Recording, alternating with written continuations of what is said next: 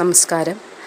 അടുക്കളയാണ് ഒരു ഗൃഹത്തിൻ്റെ ഏറ്റവും ഹൃദയഭാഗമായി വരുന്നത്. കാരണം എന്തെന്നാൽ ധനത്തിൻ്റെ ദേവതയായ സാക്ഷാൽ ലക്ഷ്മി ദേവി അന്നപൂർണേശ്വരി ഭാവത്തിൽ അടുക്കളയിൽ വസിക്കുന്നുണ്ട്.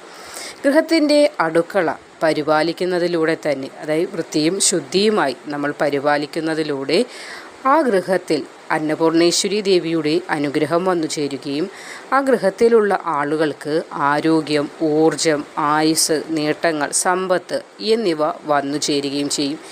എന്നാൽ ഒരു ഗൃഹത്തിൻ്റെ അടുക്കള വളരെയധികം മോശമായിട്ടാണ് കാര്യങ്ങൾ നമ്മൾ കൈകാര്യം ചെയ്യുന്നത്, അല്ലെങ്കിൽ വളരെ മോശമായിട്ടാണ് സൂക്ഷിക്കുന്നത് എങ്കിൽ ആ ഗൃഹത്തിൽ സമ്പത്ത്, നേട്ടങ്ങൾ, ഐശ്വര്യം, ഭാഗ്യം എന്നിവയൊന്നും തന്നെ കടന്നു വരികയില്ല. ദാരിദ്ര്യം മാത്രമായിരിക്കും ഫലമായി വരുന്നത്.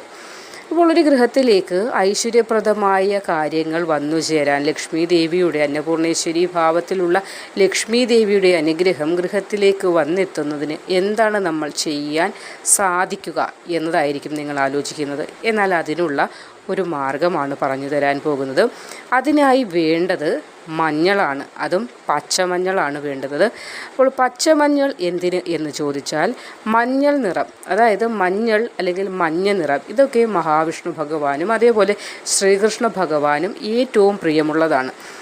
ഈ നിറത്തിൽ അല്ലെങ്കിൽ ഈ നിറങ്ങൾ ഉപയോഗിക്കുന്ന ആളുകളിൽ ഭഗവാന്റെ സാന്നിധ്യവും അനുഗ്രഹമൊക്കെ ഉണ്ടാകും. ഭഗവാന്മാരുടെ, അതായത് മഹാവിഷ്ണു ഭഗവാന്റെയും കൃഷ്ണൻ്റെയും ഒക്കെ അനുഗ്രഹം അല്ലെങ്കിൽ അവരുടെ വാസമുള്ള ഗൃഹങ്ങളിൽ തീർച്ചയായും ലക്ഷ്മി ദേവി വസിക്കുകയും ചെയ്യും. അതുകൊണ്ട് തന്നെ ഐശ്വര്യപ്രദമായ ഒരു മാറ്റം വരുന്നതിന് വേണ്ടി അടുക്കളയിൽ നിങ്ങൾ അരി സൂക്ഷിക്കുന്ന പാത്രത്തിൽ ഒരു കഷ്ണം മഞ്ഞൾ സൂക്ഷിക്കുക. അതോടുകൂടി തന്നെ എല്ലാവിധ ദുഃഖങ്ങളും ദുരിതങ്ങളും മാറുകയും ആ ഗൃഹത്തിലേക്ക് ലക്ഷ്മി ദേവിയുടെ അനുഗ്രഹവും ഭാഗ്യവും നേട്ടവും വന്നു ചേരുന്നതാണ്.